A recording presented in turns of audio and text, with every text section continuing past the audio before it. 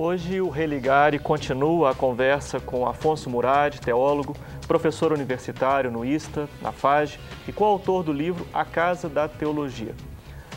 Junto com outros autores, o teólogo Paulo Roberto Gomes e a teóloga Suzy Ribeiro, nosso convidado buscou apresentar a teologia para os que se interessam pela compreensão da sua fé através dos estudos teológicos, a fim de romper com as barreiras da teologia de uma confissão específica, de uma igreja específica.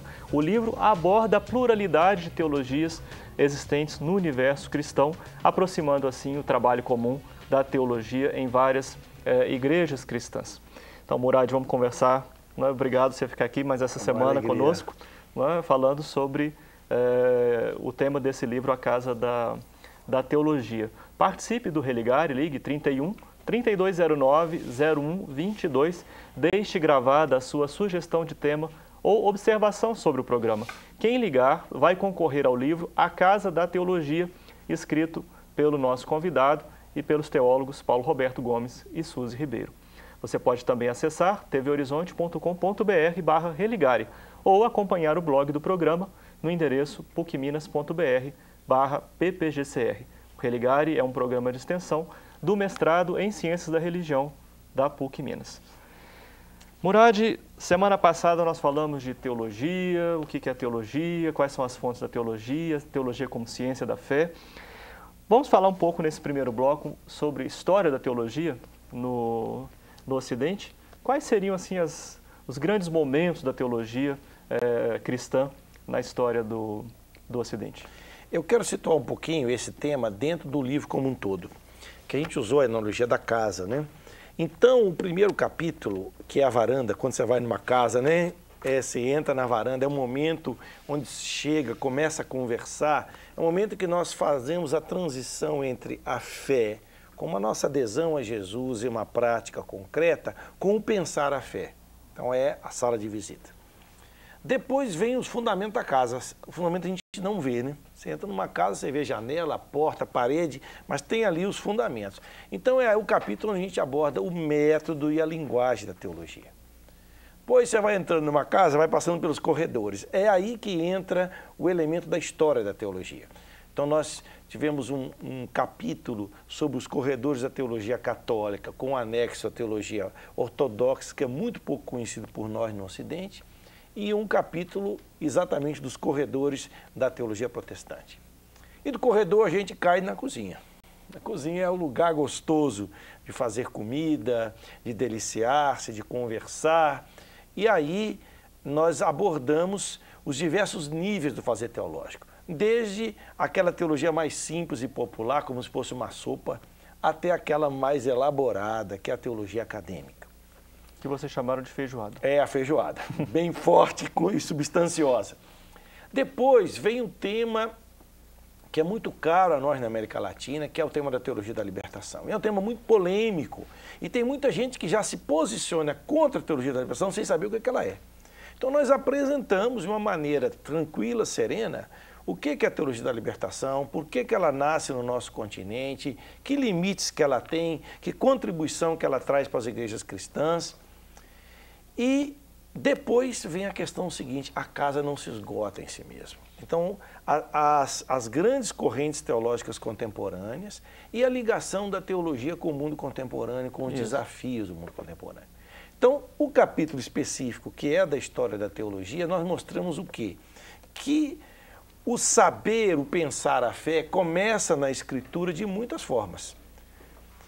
Como nós falamos no programa passado, né? Com narrações, com livros que têm um peso mais na perspectiva das normas, outras que são proféticas, e que nos primeiros séculos o cristianismo faz uma das tarefas mais bonitas da sua história, que foi repensar-se a si mesmo num diálogo com uma cultura extremamente elaborada, que é a cultura grega.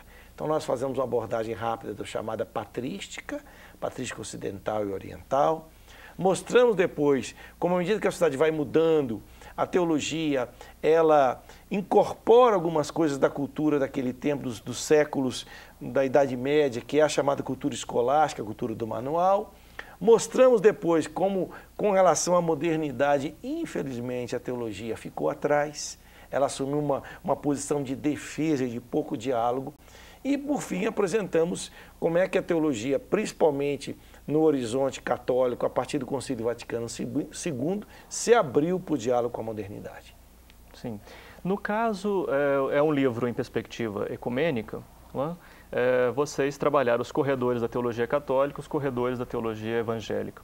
Não é? O que diferencia, quais são as possibilidades de trânsito entre esses corredores, não é? Nessa casa da teologia? A pergunta é ótima, porque o que acontece é que alguns teólogos, grandes teólogos evangélicos ou protestantes, eles são lidos por nós. Pega, por exemplo, um grande teólogo alemão como Karl Barth.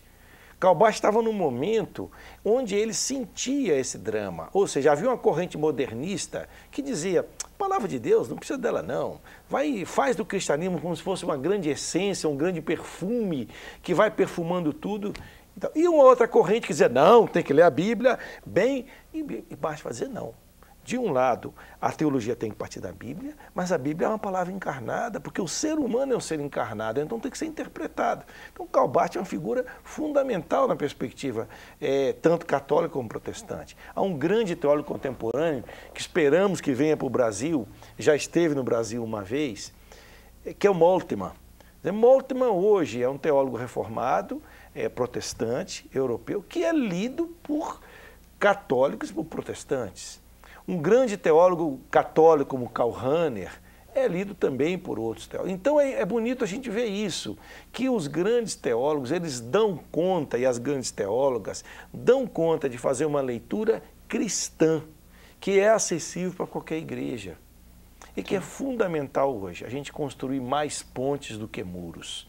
Me dá uma tristeza ver como se constroem muros entre as igrejas cristãs. A ponto de se cultivar ódio, incompreensão, está completamente contrário ao Evangelho. Agora, vocês no livro, isso me pareceu bastante claro, né? Vocês mostram que há um contexto histórico, político, estranho até a própria questão religiosa, propriamente, né? que alimentou mais essa separação, esse espírito de separação, né? Interesses políticos, econômicos, e, por exemplo, na época da Reforma, ou posterior a Reforma, isso dificultou realmente o diálogo entre as teologias? Dificultou e dificulta. E nós temos dois fenômenos ainda muito presentes no Brasil. Eu aprendi isso à medida que fui escrevendo o livro com meus companheiros, que grande parte das igrejas protestantes que chegaram no Brasil, as chamadas igrejas evangelicais, elas vêm com aquela visão do cristianismo da missão dos Estados Unidos e da Europa, que era o seguinte: acreditar que o nosso continente latino-americano é um continente pagão. Então ele vinha com essa ideia o seguinte: o catolicismo que está aqui é pagão. Então o católico, ele adora imagem, isso é pagão. Ele tem uma adoração à Eucaristia, isso é paganismo. Então não se pode valorizar nada que está aqui, porque tudo isso aqui é paganismo. Sem falar do sincretismo. Tem que começar, exatamente, o sincretismo pior ainda, quer dizer, tudo que se associava a alguma coisa, à cultura, seja indígena, seja africana, é considerado coisa do capeta, do demônio. Então isso tem que se abandonar completamente e começar do zero. Então a perspectiva era de combate, então. E infelizmente é ainda. E na perspectiva católica, um grande risco que é uma certa achar-se que está acima de tudo, que nós somos a única e a verdadeira igreja. E que as outras, coitadinhas, são igrejas de segunda qualidade. Não é verdade. Nós temos muito que aprender com as outras igrejas. Há intuições profundas na experiência cristã de outras igrejas que nós precisamos aprender também. Bom, no segundo bloco vamos falar sobre as correntes teológicas atuais. Ok. Bom, teologia é o tema do Religário de hoje. Eu converso com Afonso Murad, um dos autores do livro A Casa da Teologia. Nós vamos para um breve intervalo e voltamos já.